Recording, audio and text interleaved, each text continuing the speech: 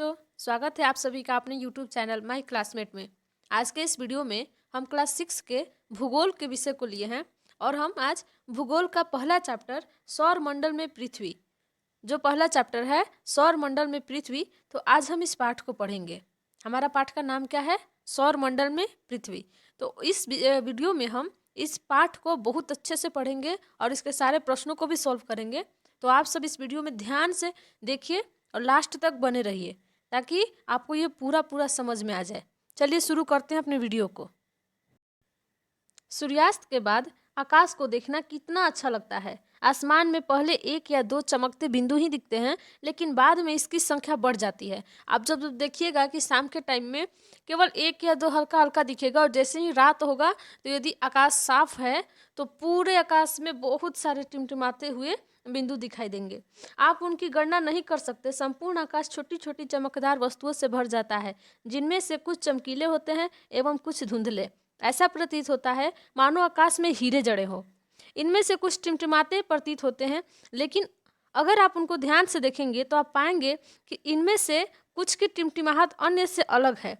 कोई ज़्यादा चमक रहा है, कोई कम चमक रहा है, इसलिए दोनों के उनके टिमटिमाहट में अलग हो जाता है। ये बिना किसी टिमटिमाहट के चंद्रमा के समान चमकते हैं।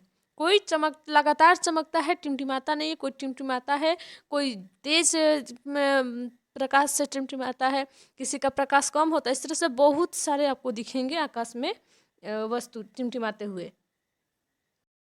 इन चमकीली वस्तुओं के साथ आप लगभग प्रतिदिन चंद्रमा को भी देखते हैं। यह अलग अलग समय पर अलग अलग आकार तथा अलग अलग स्थितियों में दिखाई देता है। चंद्रमा जो है अलग अलग समय में अलग अलग आकार और अलग अलग स्थिति में दिखाई देगा। कभी छोटा दिखाई देगा, कभी थोड़ा बड़ा, कभी बड़ा, ऐसे दिखाई देता है।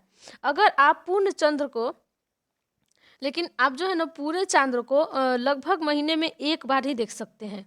यह पूर्ण चंद्रमा वाली रात यह पूर्णिमा होती है। जब हम पूरे चांद को देखते हैं, चांद जो है पूरा गोल दिखाई देता है, तो उस रात को हम पूरा चांद वाली रात या पूर्णिमा कहते हैं। 15 दिन के बाद आप इसे नहीं देख पाएंगे। यह नए चंद्रमा की रात्रि या अमावस्या होती है। जिस दिन चांद आकाश में नहीं दिखाई देता है उसे हम अमावस्या कहते हैं, उस दिन को अमावस्या बोलेंगे। और जिस दिन चांद पूरा गोल दिखाई देगा उसे पूर्णिमा कहेंगे। क्या कहेंगे? पूर्णिमा कहेंगे। चलिए आगे बढ़ते हैं। ऐसी रात में अगर आसमान साफ है तो आप आसमान का अवलोकन अच्छी तरह से कर सकते हैं। जो पूर्णिमा वाले रात होते हैं ना, जिसमें चंद्रमा पूरा गोल दिखाई देता है, उसमें आपको आकाश साफ साफ नहीं दिखेगा, क्योंकि वहाँ पे चंद्रमा बहुत प्रकाश देता है, चंद्रमा का लाइट रहता है आकाश में।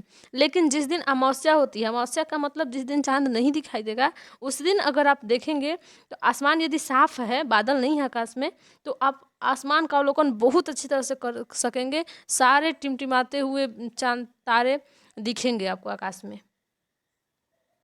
क्या आपको इस बात पर आश्चर्य नहीं होता कि हम दिन के समय चंद्रमा एवं इन छोटी चमकीली वस्तुओं को क्यों नहीं देख पाते? ये भी आप सोचते होंगे ना कि हम दिन के टाइम में चंद्रमा क्यों नहीं दिखाई देता है, या फिर छोटी जो वस्तु चमकती है वो क्यों नहीं दिखाई देती है। तो उसका कारण ये है कि ऐसा इसलिए होता है क्योंकि सूर्य के अत्यधिक तेज प्रकाश के कारण रात के समय चमकने वाली वस्तुओं को हम दिन में नहीं देख पाते हैं। वह वस्तुएं आकाश में होती तो हैं, लेकिन सूर्य का प्रकाश इतना तेज है, इतना चमकता है कि उसके आगे हमें और कुछ दिखाई नहीं देती हैं। और रात में जब सूर्य डूब जाता है शाम को, तब जाके वो चीज़ें हमें दिखती हैं। सूर्य, चंद्रमा तथा ये सभी वस्तुएं जो रात के समय में आकाश में चमकती हैं, खगोलीय पिंड कहलाती हैं। सूर्य हो गया, आसमान में जितने भी वस्तुएं हैं, जैसे सूर्य हो गया, चंद्रमा हो गया, फिर रात में जो चमकते हैं, वो सब मिलके उनको मिला के हम लोग क्या बोलेंगे? तो खगोलीय पिंड बोलेंगे। खगोलीय पिंड कहलाती हैं। कुछ खगोलीय पिंड बड़े आकार वाले तथा गर्म होते हैं। ये गैसों से बने होते हैं। कुछ जो खगोलीय पिंड होते हैं वो बड़े आकार के होते हैं और गर्म होते हैं। वो गैसों से बने होते हैं। इनके पास अपनी ऊष्मा तथा प्रकाश होता है, जिससे वह बहुत बड़ी मात्रा में उत्सर्जित करते हैं। इन खगोलीय पिंडों को तारा कहते हैं। जिनके पास अपनी ऊष्मा तथा अपना प्रकाश हो उन्हें हम तारा कहते हैं। तो सूर्य भी एक प्रकार का तारा है। सूर्य भी एक क्या है? तारा है। सूर्य के पास भी अपना प्रकाश है, अपनी ऊष्मा है, वो किसी से प्रकाश नहीं लेता है। तो जिसके पास अपना ऊष्मा और अपना प्रकाश हो गया उसे हम तारा कहते हैं। बच्चों यहाँ दिया गया है कि आओ कुछ करके सीखें।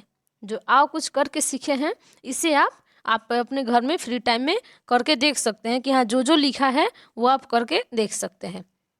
आप उसको प्रैक्टिस फ्री टाइम में करिए। आगे बढ़ते हैं। रात के समय चमकते हुए अनगिनत तारे सूर्य के समान ही हैं, लेकिन हमसे बहुत अधिक दूर होने के कारण हम लोग उनकी ऊष्मा या प्रकाश को महसूस नहीं करते।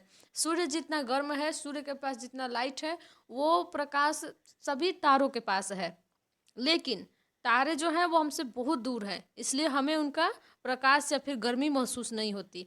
वे अत्यंत छोटे दिखाई पड़ते हैं। वो बहुत दूर हैं इसलिए वो छोटे दिखाई पड़ते हैं, लेकिन वो असल में छोटे नहीं हैं, वो बहुत बड़े बड़े हैं। आपने अवश्य ध्यान दिया होगा कि कुछ दूरी से देखने पर सभी वस्तुएं छोटी दिखाई देती हैं। आप खड़े हैं मान लीजिए अपने छत पे, तो दूर से दिखेगा ना तो कोई पेड़ भी इतना छोटा दिखाई देगा। तो जो वस्तुएं छोटी दिखाई देती हैं लेकिन वो असल में छोटी होती नहीं है। जैसे कि आकाश में ऊंचाई पर जब हवाई जहाज कोई उड़ रहा होता है तो उसको देखेंगे वो कितना छोटा दिखाई देता है, इतना छोटा दिखाई देता है, लेकिन वो असल में उतना छोटा होता नहीं है। इसलिए तारे भी बहुत बड़े हैं लेकिन वो हमसे काफ़ी दूर हैं, इसलिए वो इतने छोटे दिखाई देते हैं। रात्रि में आसमान की ओर देखते समय आप तारों के विभिन्न समूहों द्वारा बनाई गई विविध आकृतियों को देख सकते हैं। ये नक्षत्र मंडल कहलाते हैं। तारों के द्वारा अलग अलग आकृति बना हुआ मिलता है। आकाश में बहुत सारे तारे हैं, तो तारों के जो पूरा समूह होता है उन्हें मिला के नक्षत्र मंडल कहते हैं। पूरे आकाश में जितने भी टिमटिमाते हुए तारे नजर आएंगे उन्हें हम नक्षत्र मंडल कहते हैं। क्या कहते हैं? नक्षत्र मंडल। अर्सा मेजर या बिग बियर, अर्सा मेजर, सॉरी यह दिख नहीं रहा है, अर्सा मेजर या बिग बियर इसी प्रकार का एक नक्षत्र मंडल है। अर्सा मेजर जो है और बिग बियर इसी प्रकार का एक नक्षत्र मंडल है। बहुत आसानी से पहचान में आने वाला नक्षत्र मंडल है सप्तऋषि। ये बहुत आसानी से पहचान में आ जाएगा। 7 तारों का समूह होगा, ऐसे ऐसे ऐसे ऐसे ऐसे ऐसे 7 तारों का एक साथ में समूह होगा, और ये सप्तऋषि तारा मंडल इसको कहते हैं। ये जो है 7 तारों का समूह है जो कि नक्षत्र मंडल अर्सा मेजर का भाग है। किसका भाग है? अर्सा मेजर का। तो ये अर्सा मेजर का भाग है। अपने परिवार या पड़ोस में किसी बड़े व्यक्ति को बोलिए कि वो आपको आकाश में अधिक तारों या ग्रहों तथा नक्षत्र मंडल को दिखाए, सप्तऋषि ध्रुव तारा की पहचान कराए। ये आगे बढ़ते हैं। प्राचीन समय में लोग रात्रि में दिशा का निर्धारण तारों की सहायता से करते थे। उस टाइम ना कंपास था, ना घड़ी था, ना इतना टेक्नोलॉजी था, तो वो लोग दिशा का निर्धारण कैसे करते थे? तो आकाश में तारों की सहायता से करते थे। उत्तरी तारा उत्तर दिशा को बताता है, ठीक है, जो उत्तरी तारा है वो उत्तर दिशा को बताता था। इसे ध्रुव तारा भी कहते हैं। उत्तरी तारा को ध्रुव तारा भी बोलते हैं। ध्रुव तारा हमेशा कहाँ दिखाई देगा? तो उत्तर दिशा में। कहाँ दिखाई देता है? उत्तर दिशा में। यह आसमान में हमेशा एक ही स्थान पर रहता है, इसका जगह कभी चेंज नहीं होगा। यह आसमान में हमेशा एक ही स्थान पर रहता है।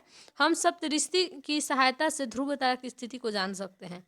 जब सप्तऋषि को पकड़िएगा ना तो उसकी सहायता से ध्रुव तारा को भी देख सकते हैं। आप इस फिगर में देखिएगा, एक लड़की है, खड़ी है, और ये उत्तर दिशा की ओर देख रही है, जहाँ की ये देखिए उत्तर दिशा की ओर देख रही है, जहाँ की ये सप्तऋषि तारा है, और सप्तऋषि तारा सीधे यहाँ पे ध्रुव तारा है। तो सप्तऋषि तारा की सहायता से ध्रुव तारा को देख सकते हैं। देखिए लड़की देख रही है, तो इसीलिए आपसे ये बताया गया है इसमें कि अगर आप चित्र में देखेंगे तो यदि सप्तऋषि मंडल के संकेतक तारों को आपस में मिलाते हुए एक काल्पनिक रेखा खींची जाएगी तो उसके आगे की ओर बढ़ाया जाए तो ध्रुव तारे को इंगित करेगी। जस्ट उसके आगे आपको ध्रुव तारा मिल जाएगा। ये आगे बढ़ते हैं। कुछ खगोलीय पिंडों में अपना प्रकाश एवं ऊष्मा नहीं होता है। जिसमें अपना प्रकाश एवं अपना ऊष्मा होता है उसके बारे में तो हम लोग पढ़ लिए, उसे हम तारा कहते हैं। सूर्य भी एक प्रकार का तारा है, उसके पास अपना प्रकाश एवं अपना ऊष्मा होता है। लेकिन कुछ ऐसे भी हैं जिनके पास अपना प्रकाश और अपना ऊष्मा नहीं होता है। वे तारों के प्रकाश से प्रकाशित होते हैं। जिसके पास प्रकाश से है उससे प्रकाश लेते हैं वो, तो उन्हें हम ऐसे पिंड को ग्रह कहते हैं। क्या कहेंगे?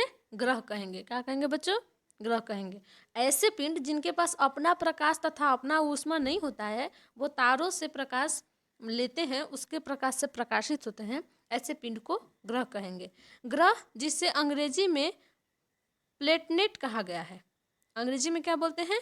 प्लेटनेट, प्लेनेट, ठीक है। तो ग्रह को अंग्रेजी में प्लेनेट बोलते हैं। तो उसे कहा गया है, ग्रीक भाषा के प्लेनेटाई शब्द से लिया गया है। प्लेनेटाई शब्द से लिया गया है प्लेनेट को, जिसका अर्थ होता है परिभ्रमक। क्या अर्थ होता है? परिभ्रमक अर्थात चारों ओर घूमने वाले। परिभ्रमक अर्थात परिभ्रमक का क्या अर्थ हो गया? चारों ओर घूमने वाले। तो चारों ओर घूमने वाले उसे ग्रह कहेंगे हम लोग। पृथ्वी जिस पर हम रहते हैं वो भी एक ग्रह है। क्या है? पृथ्वी जिस पे हम लोग रहते हैं, पेड़ पौधे घर सब बनाए हुए हैं हम लोग, वहाँ सब कुछ जीव जंतु सब लोग रहते हैं, सब पृथ्वी बोलते हैं। तो पृथ्वी भी एक प्रकार का ग्रह है।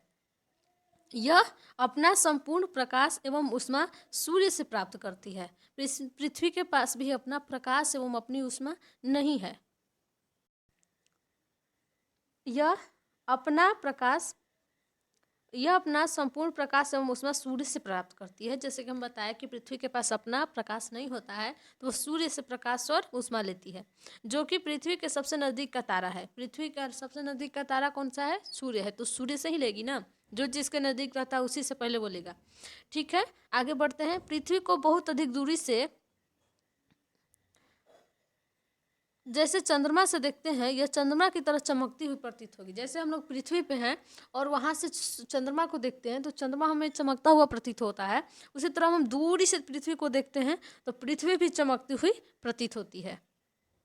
बच्चों, इस फिगर में आप देख सकते हैं, ये जो है ये बीच में सूर्य और ग्रहों की स्थिति को बताया गया है। इसमें बीच में है, ये है सूर्य, और सूर्य के आगे ये सभी ग्रह हैं जो कि अलग अलग अपने कक्षा में इसका अथी कर रहे हैं, परिभ्रमण कर रहे हैं, सूर्य का चक्कर लगा रहे हैं अलग अलग रास्ता से। सबकी अलग अलग राहें हैं और ये अलग अलग राहों से चक्कर लगा रहे हैं। तो बीच में रहता है सूर्य। सूर्य जो है ये मुखिया है सौरमंडल का। हम लोग सौरमंडल के बारे में पढ़ रहे हैं, तो सूर्य मुखिया है। उसके बाद देखिए ये बुध है, ये शुक्र है, शुक्र, पृथ्वी, मंगल, बृहस्पति, और मंगल और बृहस्पति के बीच में ये क्षुद्र ग्रह हैं। ये सारे छोटे छोटे छोटे छोटे जितने भी आपको दिखेंगे इधर, ये छोटे छोटे धुंधे धुंधे दिखाई देते हैं, ये सब क्षुद्र ग्रह हैं। और ऐसे ही करके पूरे 8 ग्रह हैं सौरमंडल में। कितने हैं? 8 ग्रह सौरमंडल में है जो कि सूर्य का चक्कर लगाते हैं। तो चलिए आगे बढ़ते हैं। फिगर को देखिएगा ध्यान से और समझने का कोशिश कीजिएगा। यहाँ देखिए, क्या आप जानते हैं पौराणिक रोमन कहानियों में सोल सूर्य देवता को कहा जाता था।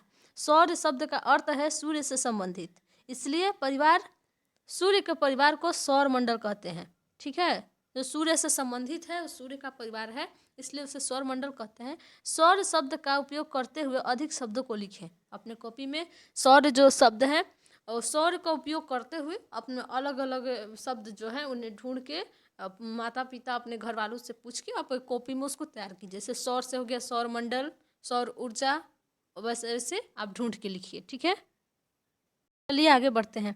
आसमान में दिखने वाले चंद्रमा एक उपग्रह है। आसमान में जो चंद्रमा दिखता है वो भी एक उपग्रह है। यह हमारी पृथ्वी का सहचर है। ये पृथ्वी का सहचर है। सहचर मीन्स उसके साथ साथ चलने वाला। ठीक है, तथा इसके चारों ओर चक्कर लगाता है। पृथ्वी जो है वो सूर्य के चारों ओर चक्कर लगाती है और चंद्रमा है वो पृथ्वी की चक्कर लगाता है। हमारी पृथ्वी के समान 7 अन्य ग्रह हैं जो सूर्य से प्रकाश तथा ऊष्मा लेते हैं। पृथ्वी नहीं है एक, वैसे बहुत सारे ग्रह हैं, 7 और ग्रह हैं जो कि सूर्य से प्रकाश और ऊष्मा लेते हैं। तो उनमें से कुछ के पास अपने चंद्रमा भी हैं। जैसे पृथ्वी के पास एक चंद्रमा है, तो वैसे जैसे वो ग्रह है जो पृथ्वी के जैसा और भी सारे ग्रह हैं जो सूर्य से ऊष्मा और प्रकाश लेते हैं, तो उनके पास और बहुत सारे चंद्रमा हैं पृथ्वी के जैसे। चलिए अब हम पढ़ेंगे सौरमंडल। क्या पढ़ेंगे? सौरमंडल। तो चलिए सौरमंडल की शुरुआत करते हैं। सूर्य, 8 ग्रह, उपग्रह तथा कुछ अन्य खगोलीय पिंड जैसे क्षुद्र ग्रह तथा उल्का पिंड मिलकर सौरमंडल का निर्माण करते हैं। हम शुरू में ही बोले थे आपसे कि आकाश में जितने भी वस्तुएं दिखाई देती हैं, सूर्य हो गया, चंद्रमा हो गया, तारे हो गए, ये ग्रह हो गया, उपग्रह, ये सब मिलकर सौरमंडल का निर्माण करते हैं।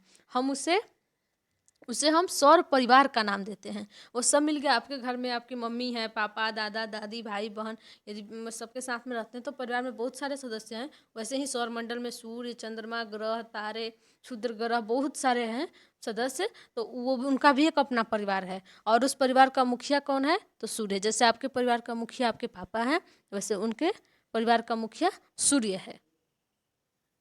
अब हम सूर्य के बारे में समझते हैं। सूर्य के बारे में समझते हैं कि सूर्य क्या है, किसको सूर्य बोलेंगे, सूर्य में क्या क्या है।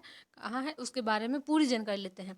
तो सौरमंडल के केंद्र में स्थित है सूर्य जो है वो सौरमंडल के केंद्र केंद्र मतलब बीचों बीच में रहता है। और उसके फिगर में जैसा हम बताए थे आपको कि चारों तरफ से ग्रह और उपग्रह उसके चक्कर लगाते हैं, तो बीच में सूर्य जो है सौरमंडल के बीच में स्थित रहता है। यह बहुत बड़ा है एवं अत्यधिक गर्म गैसों से बना है। इसके अंदर बहुत सारे गर्म गैस हैं, इसलिए सूर्य के प्रकाश में इतनी गर्मी होती है, धूप में गर्मी लगती है।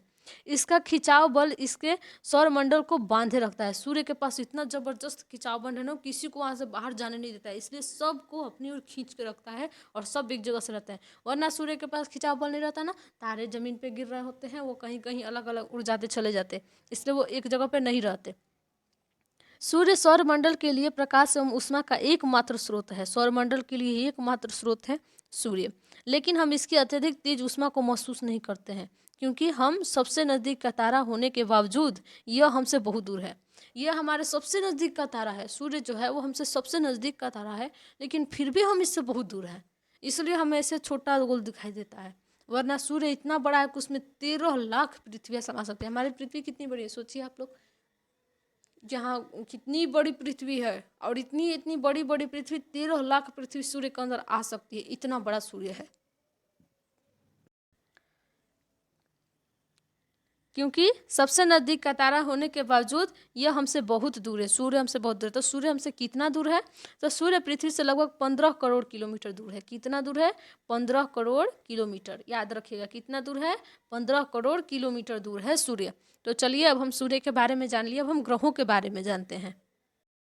चलिए तो हम देखेंगे कि ग्रह किसे कहते हैं। हमारे सौरमंडल में 8 ग्रह हैं। कितने ग्रह हैं? 8 ग्रह हैं। और ग्रह किसे कहते हैं? जो कि सूर्य की परिक्रमा लगाता है, सूर्य का चक्कर लगाता है और सूर्य से ऊष्मा तथा प्रकाश लेता है, उसे हम ग्रह कहते हैं। और कितने ग्रह हैं? तो 8 ग्रह हैं।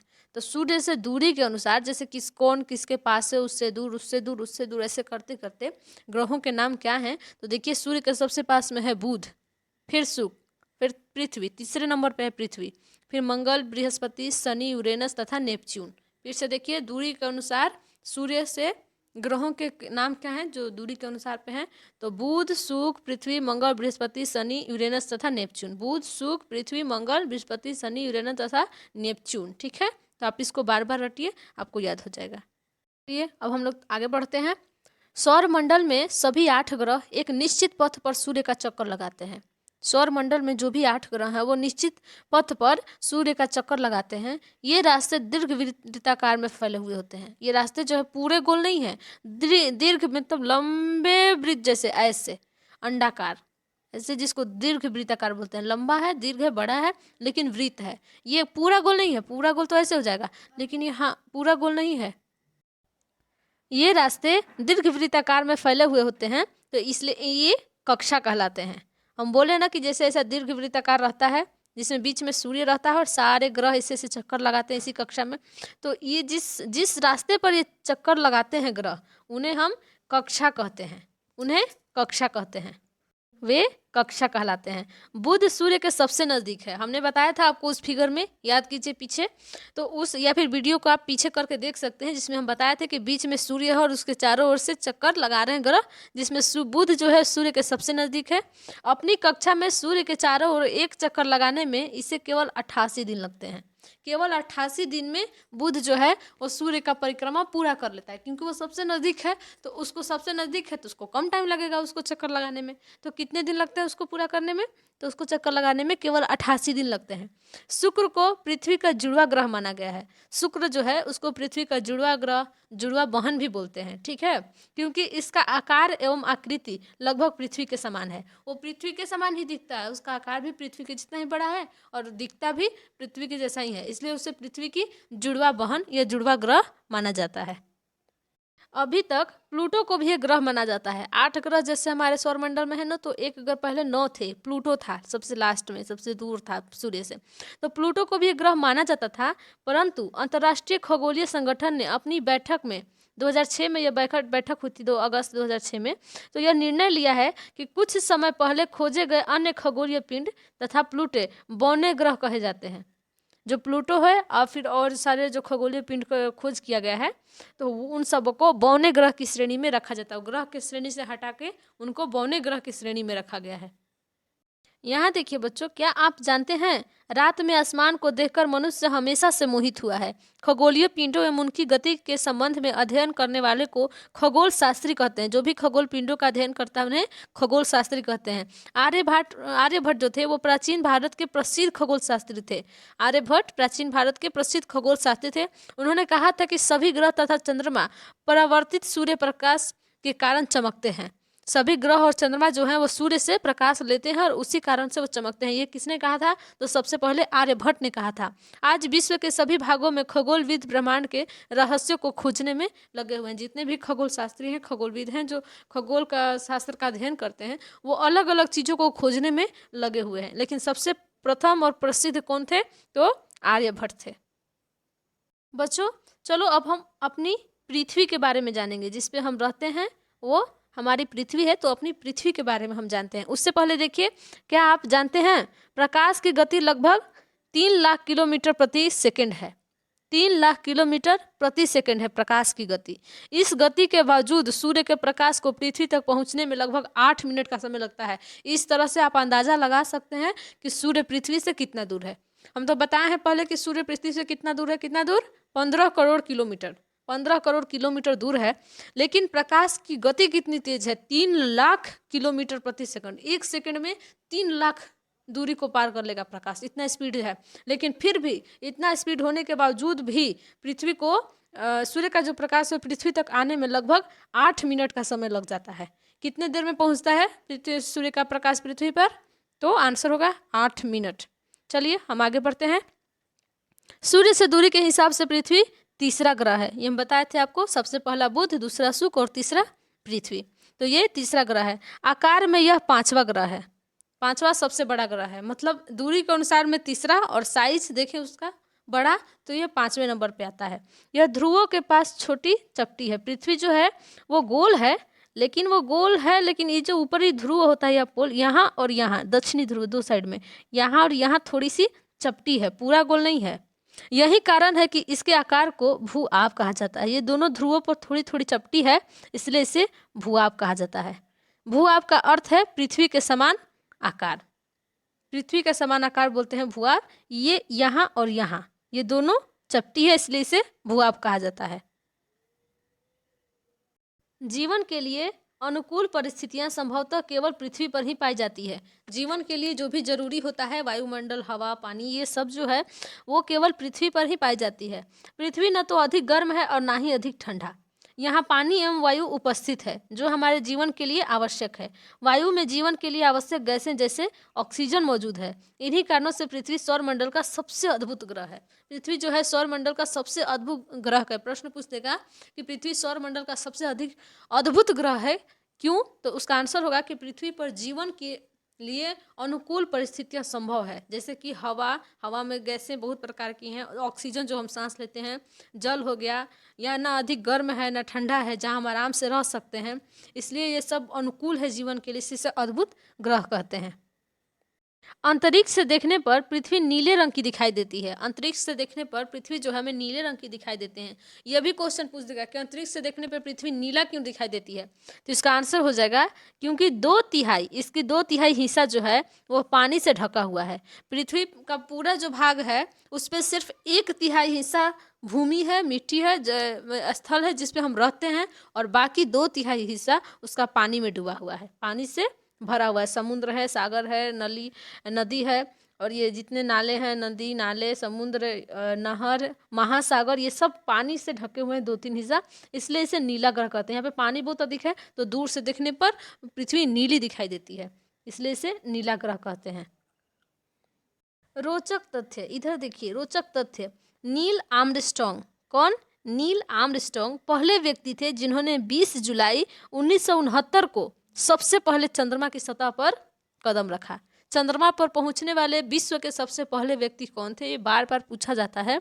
तो चंद्रमा पर पहुंचने वाले विश्व के सबसे प्रथम व्यक्ति थे नील आर्मस्ट्रॉन्ग, जिन्होंने 20 जुलाई 1969 को चंद्रमा पर पहला कदम रखा था। तो आपका ये वर्क है कि आप मालूम कीजिए कि क्या कोई भारतीय चंद्रमा पर गया है, क्या कोई भारतीय अभी तक चंद्रमा पर गया है कि नहीं, ये आप पता लगाइए। ठीक है। बच्चों चलिए अब हम चंद्रमा के बारे में जानेंगे। चंद्रमा क्या है और ये मतलब इसमें क्या क्या रहता है, कैसे होता है, ये सब चंद्रमा के बारे में हम जानेंगे। तो ये जो आप फिगर देख रहे हैं, ये फिगर जो है ये अंतरिक्ष से लिया गया है चंद्रमा का फोटो। अंतरिक्ष से देखने पे चंद्रमा बिल्कुल ऐसे ही दिखाई देता है। चंद्रमा कैसा दिखाई देता है ये फिगर में आप देख सकते हैं। चंद्रमा बिल्कुल ऐसा दिखाई देता है। हमारी पृथ्वी के पास केवल एक उपग्रह है। कितना है? केवल एक। और उसका नाम क्या है? चंद्रमा। चंद्रमा क्या है? हमारी पृथ्वी का उपग्रह। और उपग्रह किसको कहते हैं? जो ग्रहों की परिक्रमा करता है, जो ग्रहों का चक्कर लगाता है।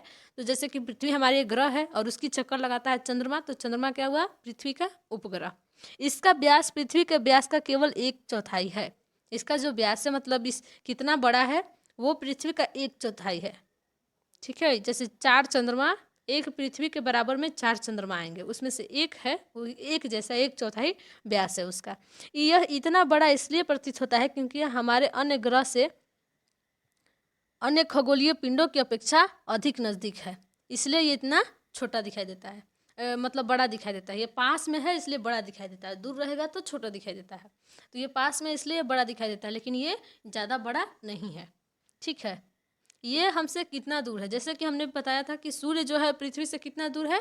15 करोड़ किलोमीटर दूर है। तो चंद्रमा कितना दूर है? तो चंद्रमा दूर है 3,84,400 किलोमीटर। कितना दूर है?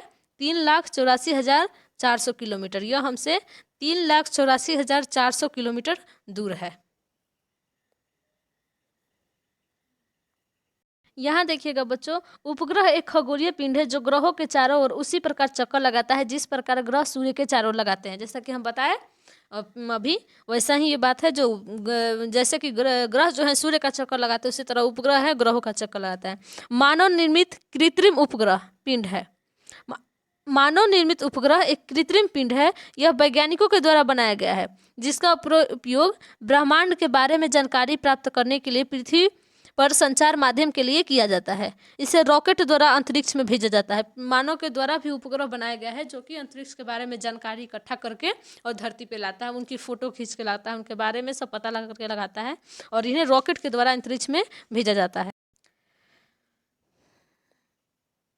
इसका उपयोग ब्रह्मांड के बारे में जानकारी प्राप्त करने के लिए पृथ्वी पर संचार माध्यम के लिए किया जाता है। इसे रॉकेट के द्वारा अंतरिक्ष में भेजा जाता है एवं पृथ्वी की कक्षा में स्थापित कर देता है। पृथ्वी का जो जिस कक्षा होता है जिसमें पृथ्वी गोल गोल घूम के सूर्य का चक्कर लगाती है, उसी में इसको स्थापित कर दिया जाता है और ये सारी जानकारी इकट्ठा करके पृथ्वी को भेजता है। अंतरिक्ष में उपस्थित कुछ भारतीय उपग्रह इनसेट, IRS, यूडोसैट इत्यादि हैं। ठीक है, चलिए आगे बढ़ते हैं।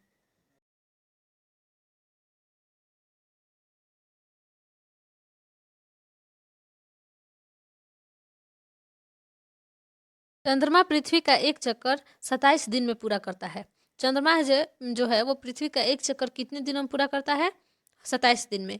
लगभग इतने ही समय में वह अपने कक्ष पर एक चक्कर भी पूरा कर लेता है। जैसे ये अपना कक्ष है ना, उस कक्ष का भी एक चक्कर पूरा कर लेगा और पृथ्वी का भी एक चक्कर पूरा कर लेता है। इसके परिणाम स्वरूप पृथ्वी से हमें चंद्रमा का केवल एक ही भाग दिखाई पड़ता है। इसी के चलते हम पृथ्वी से देखेंगे तो चंद्रमा का केवल एक ही भाग हमें दिखाई पड़ेगा। उसका क्या कारण है कि जितने समय में चंद्रमा पृथ्वी के एक चक्कर लगाता है, उतने ही समय में वह अपने अक्ष पे भी उतने ही समय में एक बार अक्ष पे भी घूम जाता है। जितने समय में चक्कर लगाएगा उतने में एक बार घूम जाएगा, इसलिए चंद्रमा का केवल एक ही भाग हम देख पाते हैं। चंद्रमा की परिस्थितियां जीवन के लिए अनुकूल नहीं है। चंद्रमा पे जो परिस्थितियां हैं वो जीवन के लिए अनुकूल नहीं है। इसकी सतह पर पर्वत, मैदान एवं गड्ढे हैं जो चंद्रमा की सतह पर छाया बनाते हैं। इसकी सतह पर चंद्रमा थी है मैदान, गड्ढे एवं पर्वत हैं जो कि चंद्रमा के सतह पर छाया बना देते हैं। पूर्णिमा के दिन में चंद्रमा पर इसकी छाया को देखा जा सकता है। जब पूर्णिमा रहता है, पूर्णिमा अर्थात जिस दिन चांद पूरा गोल रहता है, उस दिन देखेंगे तो चंद्रमा पर इनकी छाया को दिखा जा सकता है, काला काला धब्बा दिखाई देगा, इसलिए वो अनुकूल नहीं है जीवन के लिए। चलिए आगे हम देखेंगे अब क्षुद्र ग्रह के बारे में। क्षुद्र ग्रह क्या है, किसे कहते हैं, अभी हम क्षुद्र ग्रह के बारे में पढ़ेंगे। बच्चों ये जो आप ये फिगर देख रहे हैं, ये क्षुद्र ग्रह की फोटो है जो अंतरिक्ष से लिया गया है। ये क्षुद्र ग्रह इस प्रकार के होते हैं। ठीक है, चलिए इसके बारे में जानते हैं। तारों, ग्रहों तथा उपग्रहों के अतिरिक्त असंख्य छोटे पिंड भी सूर्य के चारों ओर चक्कर लगाते हैं। इन पिंडों को क्षुद्र ग्रह कहते हैं। जो तारे हैं, ग्रह हैं, उपग्रह हैं, उसके अतिरिक्त और भी छोटे-छोटे जो पिंड हैं, वो सूर्य का चक्कर लगाते हैं, उन्हें क्षुद्र ग्रह कहते हैं। ये मंगल एवं बृहस्पति की कक्षाओं के बीच पाए जाते हैं। शुरुआत के चित्रों में मैंने आपको बताया था, जो बीच में सेंटर में सूर्य था और उसके चारों ओर ग्रह चक्कर लगा रहे थे, उसमें बीच में ऐसे छोटे-छोटे कण थे, वो भी थे, उसको हम बताए थे कि क्षुद्र ग्रह हैं, जो कि सूर्य का चक्कर लगाते हैं। वो छोटे-छोटे ऐसे छोटे-छोटे कणों के ये में रहते हैं, जो कि ये मंगल है। ये मंगल का है, इधर नहीं, ये सूर्य है, ये मंगल है और ये बृहस्पति है। ये दोनों की कक्षा के बीच में छोटे-छोटे ऐसे रहते हैं क्षुद्र ग्रह, जो कि सूर्य का चक्कर लगाते हैं। इन्हीं को हम क्षुद्र ग्रह बोलते हैं। वैज्ञानिकों के अनुसार क्षुद्र ग्रह ग्रह के ही भाग होते हैं, जो कि बहुत वर्ष पहले विस्फोट के कारण ग्रहों से टूटकर अलग हो गए हैं। वैज्ञानिकों का यह मानना है कि वो जो क्षुद्र ग्रह हैं वो ग्रह के ही भाग थे पहले, जो कि विस्फोट के कारण, जो गैसें भरी रहती हैं उनके अंदर, उस विस्फोट के कारण वो ग्रहों से टूट टूट कर अलग हो गए हैं और मंगल और बृहस्पति की कक्षाओं के बीच में सूर्य का चक्कर लगाते हैं। चलिए अब हम उल्का पिंड के बारे में जानेंगे कि उल्का पिंड किसे कहते हैं। सूर्य के चारों ओर चक्कर लगाने वाले पत्थर के छोटे छोटे टुकड़ों को उल्का पिंड कहते हैं। सूर्य के चारों ओर चक्कर लगाने वाले पत्थर के छोटे छोटे टुकड़ों को उल्का पिंड कहते हैं। कभी कभी ये उल्का पिंड पृथ्वी के इतने नजदीक आ जाते हैं कि इनकी प्रवृत्ति पृथ्वी पर आकर गिरने की होती है। इस प्रक्रिया के दौरान वायु के साथ घर्षण होने के कारण ये गर्म होकर जल जाते हैं। फलस्वरूप चमकदार प्रकाश उत्पन्न होता है। कभी कभी कोई उल्का पूरी तरह से जले बिना पृथ्वी पर गिर जाती है, जिससे धरातल पर गड्ढे बन जाते हैं। जैसे आपने देखा होगा, उल्का पिंड चक्कर काटते काटते कभी कभार ये अपने एज से बाहर हो जाते हैं और ये पृथ्वी की तरफ आने लगते हैं, गिरने लगते हैं। तो जब ये गिरते हैं तो बीच में हवा से घर्षण होता है, कोई भी चीज़ ऊपर से जो रगड़ाती है ना, हवा से घर्षण के कारण इसमें आग पकड़ लेता है। तो जो छोटे छोटे उल्का होते हैं वो बीच में ही जल जाते हैं, खाली मतलब केवल तेज प्रकाश उनसे निकलेगा और बीच में ही जल जाएंगे। और जो उल्का पिंड आकार में बड़े होंगे वो पूरी तरह से जल कर नष्ट नहीं हो पाते हैं और आके पृथ्वी की सतह पे गिर जाते हैं, जिस कारण पृथ्वी की सतह पे, धरातल पे, धरती पे बड़े बड़े गड्ढे बन जाते हैं। चलिए आगे बढ़ते हैं। क्या आपने अपने तारों वाले खुले आकाश में एक ओर से दूसरी ओर तक फैली चौड़ी सफ़ेद पट्टी की तरह एक चमकदार रास्ते को देखा है, जो एक ऐसे रास्ते की तरह होगी और आकाश के एक छोर से दूसरे छोर की तरफ जाएगी और वो सफ़ेद चौड़ी पट्टी रहेगी, सफ़ेद, पूरी सफ़ेद ऐसी चौड़ी पट्टी रहेगी। वैसा देखा है? तो ये लाखों तारों का एक समूह है। ये जो सफ़ेद पट्टी है ना, इसमें छोटे छोटे छोटे छोटे बहुत सारे ऐसे तारे हैं, छोटे छोटे छोटे छोटे बहुत तारे हैं। ये तारों का एक समूह है, इसलिए इसे दूर से देखने पे पूरा नदी जैसा दिखता है, वाइट नदी जैसा। इसमें बहुत सारे लाखों तारे हैं और इस पट्टी को क्या बोलेंगे? आकाशगंगा कहते हैं। इस पट्टी को आकाशगंगा तथा मिल्की वे कहेंगे। आकाशगंगा को मिल्की वे भी कहते हैं, ये आकाशगंगा कहते हैं। हमारा सौरमंडल इस आकाशगंगा का एक भाग है। हमारा जो सौरमंडल है इसी आकाशगंगा का एक भाग है। प्राचीन भारत में इसकी कल्पना आकाश में प्रकाश की एक बहती नदी से की गई थी। जैसे नदी जैसा दिखाई ही देता है, बताए ही थे, नदी जैसा प्रतीत कर, इसमें लाखों ऐसे तारे रहते हैं, एकदम से वाइट वाइट चमकीले, इसलिए वो वाइट नदी जैसा दिखती है। तो प्राचीन काल में इसकी कल्पना जो थी आकाश में एक बहती नदी से की गई थी। इस प्रकार से इसका नाम आकाश गंगा पड़ा। आकाश की गंगा, नदी जैसा दिखता है वाइट, इसलिए आकाश की गंगा। आकाश गंगा करोड़ों तारों, बादलों तथा गैसों की एक प्रणाली है। आकाश गंगा जो है करोड़ों तारों, बादलों तथा गैसों की एक प्रणाली है।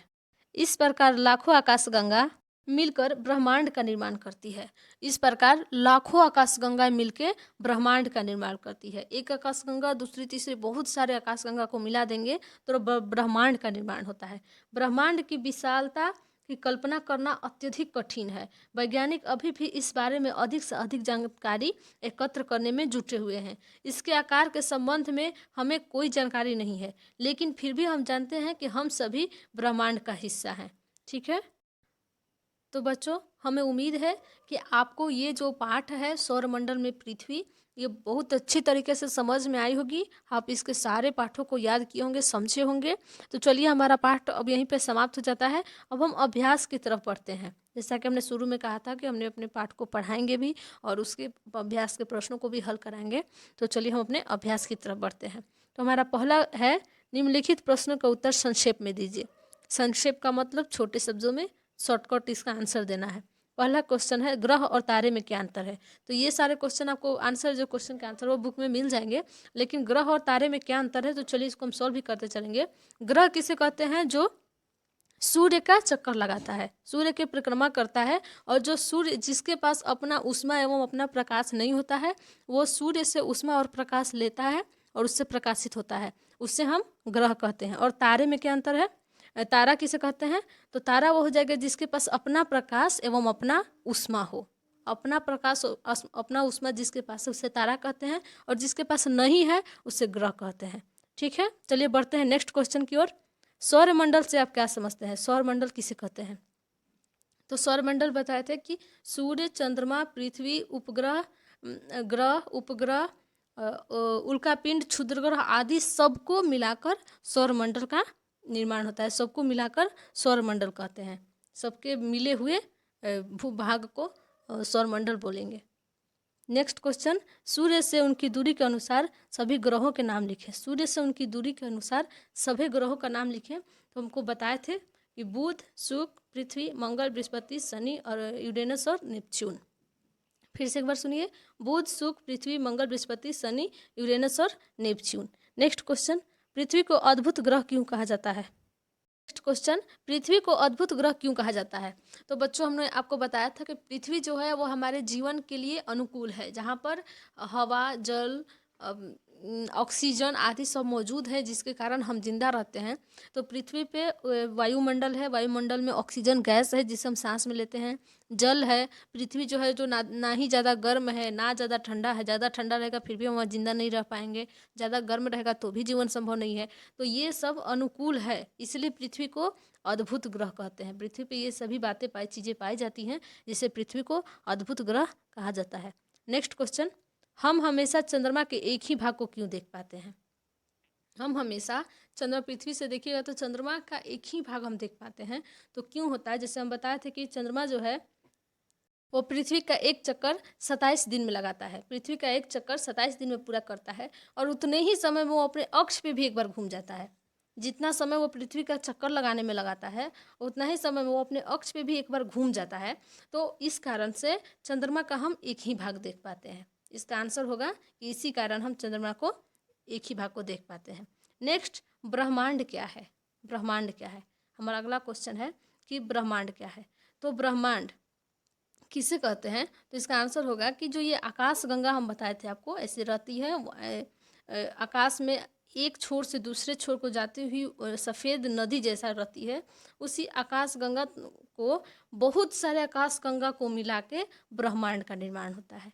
बहुत सारी आकाश गंगाएं मिलके ब्रह्मांड का निर्माण करती है, उसे हम ब्रह्मांड कहते हैं। चलिए नेक्स्ट क्वेश्चन, दूसरा क्वेश्चन को देखते हैं कि सही उत्तर पे टिक लगाइए, चिन्हित कीजिए, सही उत्तर चिन्हित कीजिए। तो हमारा पहला क्वेश्चन है कि किस ग्रह को पृथ्वी की जुड़वा ग्रह के नाम से जाना जाता है? किस ग्रह को पृथ्वी के जुड़वा ग्रह के नाम से जाना जाता है? हमारा सही आंसर हो जाएगा शुक्र को। बताए थे ना कि शुक्र आकार एवं आकृति में पृथ्वी के समान होता है, इसलिए इसे पृथ्वी का जुड़वा ग्रह कहा जाता है। नेक्स्ट क्वेश्चन, सूर्य से तीसरा सबसे नजदीक का ग्रह कौन सा है? सूर्य से तीसरा सबसे नजदीक का ग्रह कौन सा है? आंसर हो जाएगा पृथ्वी। तीसरे नंबर पे है ना, पहले पे बुध, शुक्र, पृथ्वी, मंगल, बृहस्पति, शनि, यूरेनस और नेपच्यून। तो तीसरे नंबर पर है हमारी पृथ्वी, ये हमारा सही आंसर हो जाएगा। नेक्स्ट क्वेश्चन, सभी ग्रह सूर्य के चारों ओर किस प्रकार के पथ पर चक्कर लगाते हैं? सभी ग्रह सूर्य के चारों ओर किस प्रकार के पथ पर चक्कर लगाते हैं? तो हमारा सही आंसर हो जाएगा दीर्घवृत्ताकार। दीर्घवृत्ताकार पथ बताए थे ना कि ऐसे से ऐसे होता है, वृत्त होता है लेकिन लंबा में होता है, बड़ा में, तो इसे दीर्घवृत्ताकार बोलते हैं। तो इसी पथ पर सारे ग्रह चक्कर लगाते हैं, तो सही आंसर हो जाएगा दीर्घवृत्ताकार। चलिए नेक्स्ट क्वेश्चन, ध्रुव तारे से किस दिशा का ज्ञान होता है? ध्रुव तारे से किस दिशा का ज्ञान होता है? तो उत्तर हो जाएगा उत्तर दिशा। ध्रुव तारा हमेशा उत्तर दिशा में रहता है। नेक्स्ट क्वेश्चन, क्षुद्र ग्रह किन कक्षाओं के बीच पाए जाते हैं? जो क्षुद्र ग्रह होते हैं वो बताए थे हम कि ये सही आंसर हो जाएगा हमारा मंगल और बृहस्पति। बताए थे ना, ये सूर्य है, ये मंगल और ये बृहस्पति के बीच में ये छोटे छोटे से क्षुद्र ग्रह हैं जो कि सूर्य का चक्कर लगाते हैं। तो ये क्षुद्र ग्रह पाए जाते हैं मंगल और बृहस्पति के कक्षाओं के बीच में। ठीक है, हमारा सही आंसर हो जाएगा ख, मंगल और बृहस्पति। क्वेश्चन है क्वेश्चन नंबर 3, खाली स्थान भरें। खाली स्थान भरें। तो पहला क्वेश्चन है, डैश का एक समूह जो विभिन्न प्रतिरूपों का निर्माण करता है उसे डैश कहते हैं। तो आंसर हो जाएगा तारों का एक समूह जो विभिन्न प्रतिरूपों का निर्माण करता है उसे तारामंडल कहते हैं। क्या कहते हैं? तारामंडल। दूसरा क्वेश्चन, तारों की एक बहुत बड़ी प्रणाली को डैश कहते हैं। तारों की एक बहुत बड़ी प्रणाली को डैश कहते हैं। तो सही आंसर हो जाएगा आकाशगंगा। तारों की एक बहुत बड़ी प्रणाली को आकाशगंगा कहते हैं। नेक्स्ट क्वेश्चन, डैश पृथ्वी के सबसे करीब है। डैश पृथ्वी के सबसे करीब है। तो सही आंसर हो जाएगा हमारा चंद्रमा। चंद्रमा पृथ्वी के सबसे करीब है। क्वेश्चन नंबर 5, डैश सूर्य से सबसे नजदीक का तीसरा ग्रह है। क्या डैश जो तीसरा सबसे नजदीक का ग्रह है सूर्य से? तो आंसर हो जाएगा पृथ्वी। पृथ्वी सूर्य से तीसरा सबसे नजदीक ग्रह है। और लास्ट क्वेश्चन, ग्रहों के पास अपनी डैश तथा डैश नहीं होती। ग्रहों के पास अपनी डैश तथा डैश नहीं होती। तो ये हमारा आंसर हो जाएगा कि ग्रहों के पास अपनी ऊष्मा तथा प्रकाश नहीं होती। ऊष्मा तथा प्रकाश नहीं होती। तो चलो बच्चों, हमने आपको आज एक चैप्टर जो है सौरमंडल में पृथ्वी, इस चैप्टर को पूरा पढ़ाया, अच्छे से समझाया और उसके सारे नीचे के क्वेश्चन को भी सॉल्व किया, अभ्यास को भी हल किया। तो हमें उम्मीद है कि आपको ये वीडियो बहुत पसंद आई होगी और इस वीडियो में आप बहुत कुछ सीखे होंगे, समझे होंगे और बहुत आपको जानकारी मिली होगी नई नई। तो इसलिए आप हमारे इस चैनल को सब्सक्राइब कीजिए ताकि इसी तरह की जानकारी आपको हमेशा मिले। और चलिए, इस वीडियो को लाइक कीजिएगा, अच्छा लगा हो तो अपने फ्रेंड्स के पास भी शेयर कीजिए और हमारे चैनल को भी सब्सक्राइब कीजिए। मिलते हैं नेक्स्ट वीडियो में, तब तक के लिए धन्यवाद।